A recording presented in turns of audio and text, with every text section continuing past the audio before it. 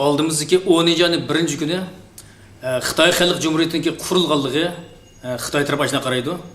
Bayram günü hesaplandı.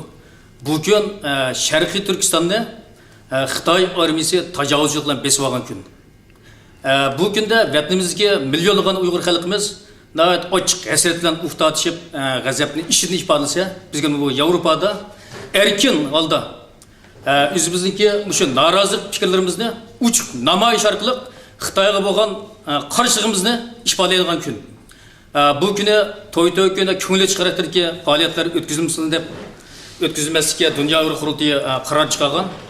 Biz Dunyo Uyg'ur qurultiyining shu qarori bo'yicha 1-oktyabr kuni Gollandiyaniki Amsterdam şəhərindəki Dam Xalq meydanında 1-oktyabr muşu günü Xitoyga qarşı narazılıq namoyishi o'tkazmoqchi. Şuna Gollandiyadagi barliq Uyg'ur qarindoshlarımızın o'zini Uyg'ur degan har bir Uyg'ur muşu günü namoyish qilib qatnashib berishini, bütün shu Gollandiyadagi har qaysi shahar va droplardagi barliq Uyg'ur qarindoshlarımızın muşu günü qancha muhim ishlar bo'lsa, bu kunni muhim deb bilib muşu namoyishga qatnashishga chaqiramiz. Namoyishninki umumyuzlik endi maqsadi bu namoyishninki ko'rsatgan natijasini hammayli bilamiz. Nayt bu to'g'riliq jiqyap qilib ketdi. Oddiy bir misolni olsak, uyimizga bir dinsiz bostirib chiydi. Uyimizda ojiz tuqqanlarimiz var.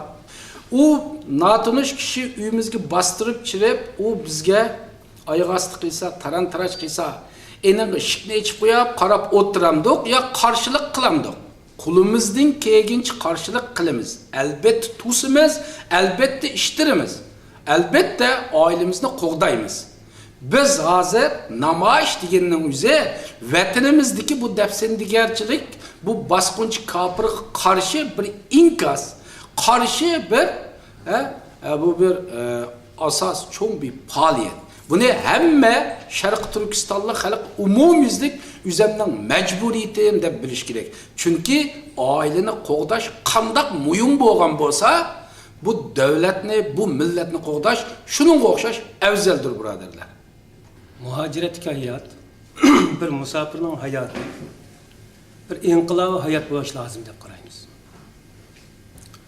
Endi Gollandiyada yoki Yevropada yoki Amerika, Osiyo başqa qit'alarda Uyg'urlar siyosiy panohlik tilab o'tadi. Siyosiy panohlik tilab o'tgan vaqtning o'zida bu Xitoyga qarshi dalillarni o'ttirib qo'yib turib panohlik tilab o'tadi.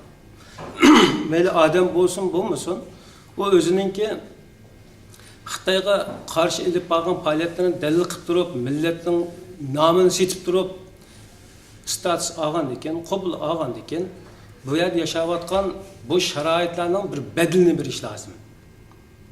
Bugün biz bu bedelini bermasak, ertaga bizga bu sharoit qolmaydi. İnsan o'zi mangan ekan, keyindan kelganligiga azroq yo'l ichish lozim. Uningdan tikan emas, gul qolsin. Assalomu alaykum va rahmatullohi va barakatuh. Yaqinda namoyish qilish oldida turyapmiz. Aslında namoyishninki xalqimiz ahamiyatini tushunish lozim. Buningki xalqimizga kelgan foydasini, buningki muhimligini tushunish lozim bo'ladi. Chunki nurg'un qarindoshlarimizningki namoyish qilish masalasida tushunchasi to'g'ri bo'lmaydi. Masalan, bu namoyish qarta sus qaraydigan, buning bir natija kelganligini boshqalarga tushuntirishda, boshqalarni so'yitadigan bir masalalar chiqyapti. Hatto ba'zilar diniy tarafdan buning yo'lini jiroqlashtiryapti. Yani dünyadaki namoyish qilayotgan millatlarninki bugungi kunda naqadar cho'ng natijalarga erishayotganligiga ko'z yumyapti. Ham bu diniy tarafdan aytgandimi, payg'ambar sallallohu alayhi vasallam kimiki bir namoyishni ko'rsa, uni qo'li bilan to'ssin deydi.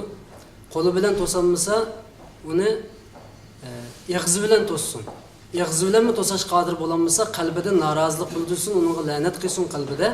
O qalbidagi iymoni uning eng zaif iymon bo'lgan bo'ladi deb payg'ambar sallallohu alayhi vasallam buningki aniq bir hadisini bizga so'zlab o'tgan.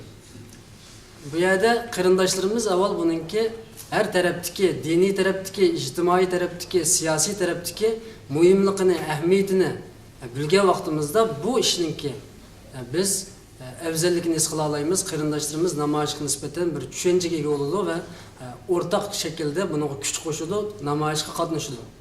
Shuning uchun bu namoyish Xitoy bizga zulm qilayotgan bugungi kunda ig'izimiz orqali bu zulmga qarshi ig'izimiz orqali to'sayotgan bir harakatimiz bo'ladi bu. Shuning uchun buning dindan o'rni va bir ibodat inshaalloh. Shuning uchun buningda avval aslında musulmonlar oldida turish kerak. Musulmonlar buning oldingi hisobga chiqish kerak.